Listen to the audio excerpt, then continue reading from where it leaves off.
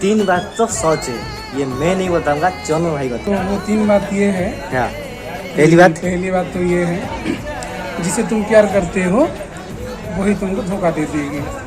दूसरी बात ये है, जिसे तुम प्यार करते हो वो तुमसे कभी भी प्यार नहीं करेगी। और जिसे तुम प्यार नहीं करते हो वही आकर तुम्हें प्यार करेगी।